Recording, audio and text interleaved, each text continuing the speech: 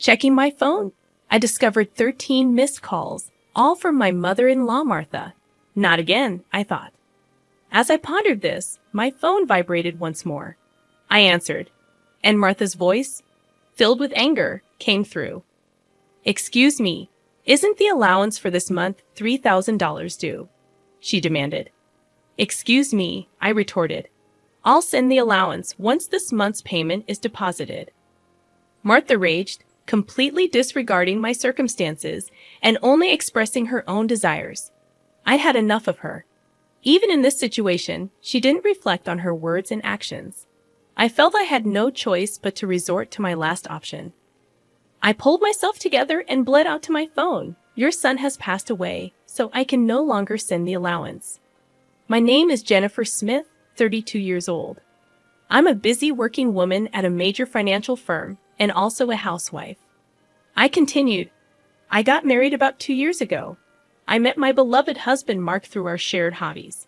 He was kind to everyone, and I was attracted to his warm smile, quickly developing feelings for him. Apparently, he felt the same way, and after dating for a year, we immediately got engaged. We both believed that we wouldn't meet anyone better than each other. We were living together while dating, and without any major quarrels, we decided to marry. Everything went smoothly for us, but here's where a problem arose. Martha, my mother-in-law. My father-in-law had passed away a few years ago, and since Mark didn't have any siblings, his only family was Martha. The trouble started when I first visited her home to introduce myself before our wedding. "Nice to meet you, Martha," I said, trying to be polite. She clearly showed a displeased expression. "So, you're Mark's fan, huh?" she said. "Yes, my name is Jennifer Miller." "You're a rather plain girl. I wonder what Mark sees in you," she remarked. I couldn't tell if she was joking or seriously meant what she said. Having such words directed at me by the mother of my loved one, I was quite shocked. Seeing my state, Mark frowned at Martha. "Hey, Mom, what's with the sudden harsh words? How can you say such things to the person I chose?" Mark questioned. "No, Mark. I'm just trying to choose a suitable woman for you," she replied. "Choose? I'm the one who chose her. You have no right to meddle. Don't say it in such a cold way. I'm just telling the truth because I care about you. If you were really thinking of me, you'd simply support us. Why can't you understand such a simple thing?" The air turned heavy as an argument unfolded between mother and son right before my eyes. Given that this was my first meeting with Martha, I wasn't in a position to intervene. Although the atmosphere remained awkward, we ultimately managed to express our intent to marry. As we were leaving, Martha called out to Mark, sounding somewhat disgruntled. "Mark, can I have a word? You're going to keep that promise after you get married, right?" "What promise?" Mark inquired. "You know about the allowance or that?" "Yes, I'll be sure to take care of that. Can we not discuss it here, please?" Mark seemed uncomfortable, and the atmosphere between my husband and his mother was tense, thick with discomfort in the car on the way home. I approached Mark to address the lingering concern that had been bothering me. "Hey, Mark, about the conversation you had with your mom as we were leaving," I began. Mark sighed deeply and began to speak slowly. "Yeah, I should have told you about it, Jennifer. I heard something about an allowance after my dad passed away. I've been sending money to my mom every month." "How much?" I asked. $22,000. $2,000? I couldn't help but raise my voice in surprise. Mark continued, "Actually, my mom has a debt. She lost a lot of money at a casino a long time ago. She's still paying it off, and because her health isn't great these days, she spends a lot of time at home. But she still needs money to live on." $2,000? Isn't that a bit too much?" I questioned. "If I try to lower the amount, she keeps calling me over and over, and no matter what, a mother is still a mother. I worry about her living alone." I understood that Mark was devoted to his mother. However, 2 months after our wedding, during my lunch break one day, I received a phone call from Martha. When I answered, she began to speak in a cheerful tone. "Jennifer, long time no see. Can we chat for a bit?" I hesitated before replying, "Yes, what can I do for you?" You could start sending me money, she said. I was so taken aback that I couldn't find the words to respond. However, Martha seemed excited to continue the conversation. You mentioned before that you're working for a financial company, right? That means you have a good salary, doesn't it? She inquired. Well, not exactly, I replied, avoiding eye contact. Are you lying to avoid giving me money? Martha's tone turned accusatory. That's not what I mean, I explained. But Martha, you're still receiving financial support from Mark, aren't you? In response to my question, Martha defiantly replied, so what? I stated what I felt. Martha, receiving $2,000 in monthly support is a big deal, and yet you're asking for more, really? Martha questioned, if you were to send me an additional $1,000, I could avoid burdening Mark. Confused, I asked, what do you mean by that? Martha elaborated, well, I have Mark as a guarantor for my debts. If I fail to make payments, the debt collectors will go after him. Do you understand? But aren't you using part of Mark's $2,000 to pay back the debt? I inquired. Martha admitted, I'm short. I haven't told Mark, but I have a significant amount of debt. From Martha's tone, it was apparent that this was a fact even her husband was unaware of. Having children in the future would increase our expenses. Additionally, taking over Martha's debt was not an easy task. If Martha's payments fell behind and the debt fell onto Mark, the interest would likely have accumulated significantly by that time. If I refused to send money, it would eventually become a problem for my husband as well. It was better for Martha to pay off her debt now. Thinking along those lines, I reluctantly agreed to Martha's proposal. All right, I'll start sending you money, I conceded. Martha seemed relieved, saying, really good, Jennifer. I knew you would say that. The total, with Mark's contribution, will be $3,000. But this means you can pay off your debt, right? Yes, of course. I should be able to pay it all off in about a year, Martha assured. I pressed, you promise, right?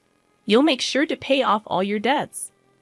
Martha agreed, and I said, I get it, so I'll be expecting it from this month onwards. She ended the call abruptly.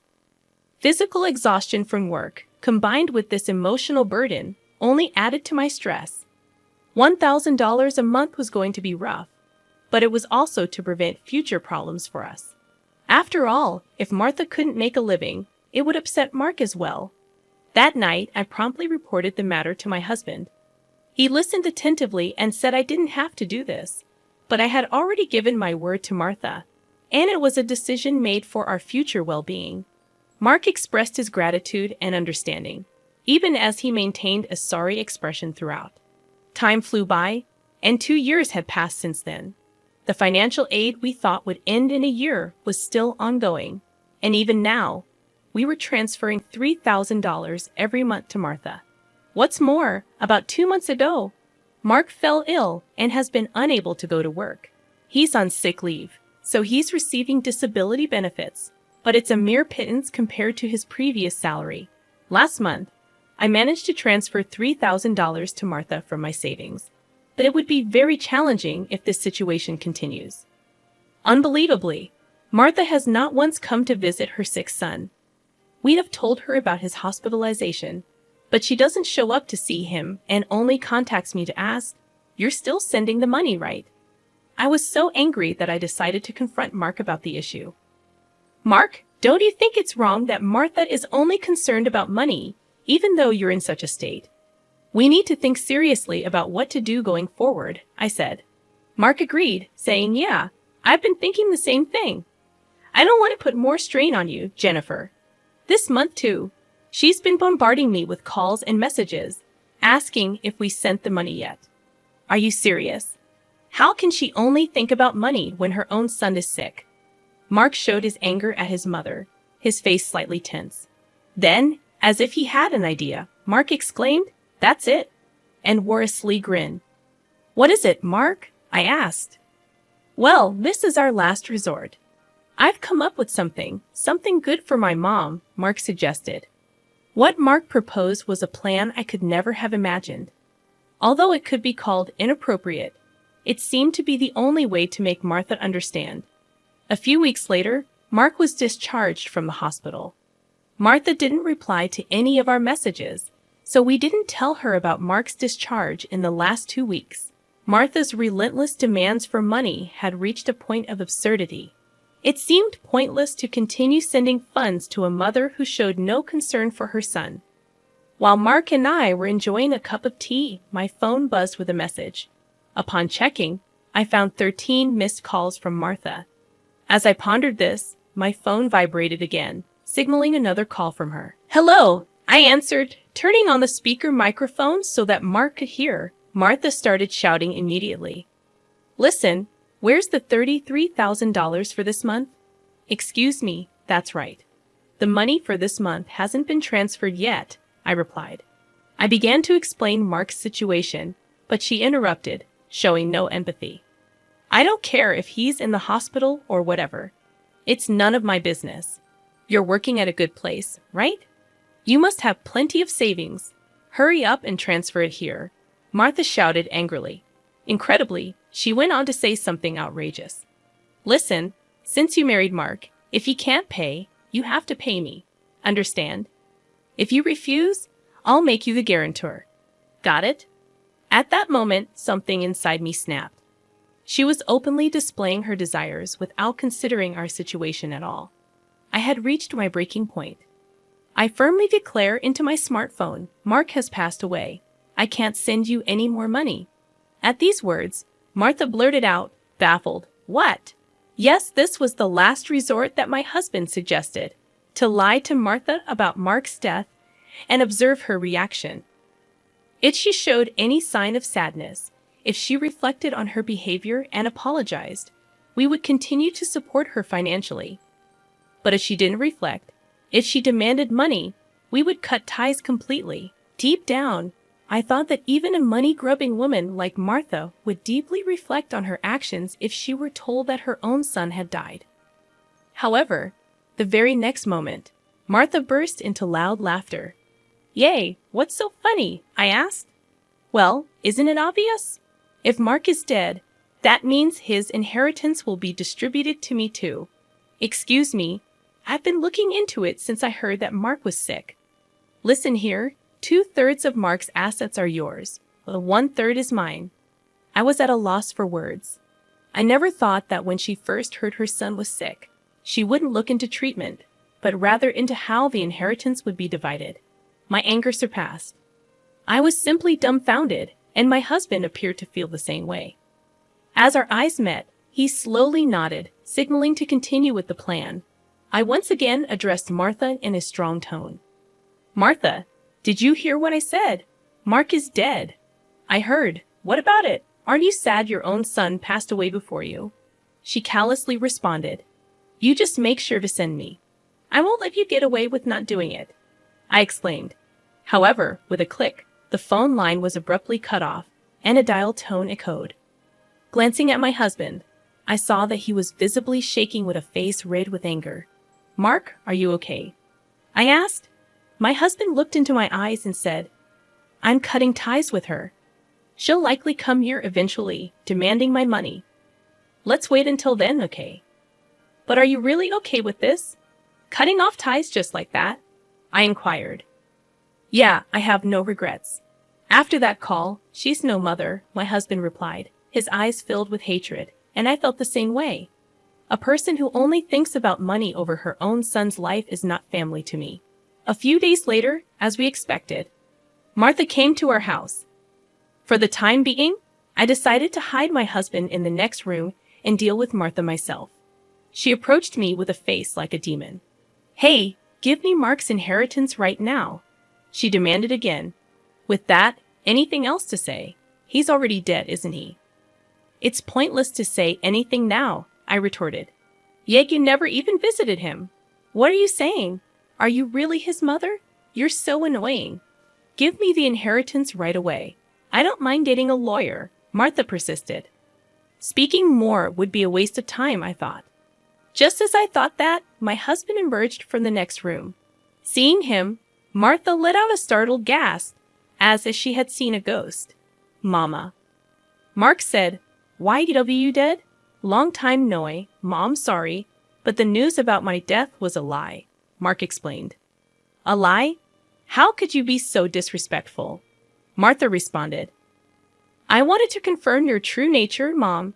I was curious about how you'd handle the allowance if your son died. But you turned out to be a gold digger, just as I suspected. I got that perfectly, I added. What? How dare you call your mother a gold digger? Martha protested. Silence. I'm cutting ties with a toxic parent like you, Mark shouted. Martha's mouth was agape at my husband's angry shouts. She could not come to terms with the fact that her own son was severing ties with her. What? What does this mean, Mark? She stammered. It means exactly what I said. I can't consider someone like you as my mother. No way. What about the allowance? Martha asked, panicked. Do you really think I would? You're on your own with the debts. We're moving, Mark said firmly. Wait, please. If you do that, what about my living expenses? Martha tearfully pleaded, reaching out to my husband. He forcefully shook off her hand, looked at her coldly, and said, I don't care about your living expenses. You have been living off us without even a single apology. I really understand your despicable nature now. Don't you dare show up in front of us again. No, wait, Mark. Martha called out as my husband grabbed her arm and dragged her to the front door. He threw her shoes and bag outside and chased Martha out of the house. She made a fuss outside for a while but disappeared after a bit, perhaps unable to withstand the eyes of the neighbors. She tried contacting us multiple times, but we ignored all of her attempts. We set Martha's number to be automatically rejected, and we finished moving. Regarding the matter of co-signing for the debts, it became invalid since Martha had made Mark the co-signer without his consent, and therefore he was not responsible. Without the allowance from us, Martha seems to be leading a miserable life. It's only natural, as she had been using the allowance for her gambling habits instead of paying off her debts. She still has a mountain of debts and is chased by debt collectors every day. She can't gamble anymore and seems to be working from dawn to dusk. For the foreseeable future, it's unlikely that she will be able to pay off her debts completely. She will have to keep working until she is unable to move. This is entirely her own doing. As for us, we are spending fulfilling days in our new home. My husband's condition has stabilized, and he has returned to work. After some time, there's a new life growing in my belly. We're going to have an additional member in our family next year. From now on, we want to spend happy days as a family of 3.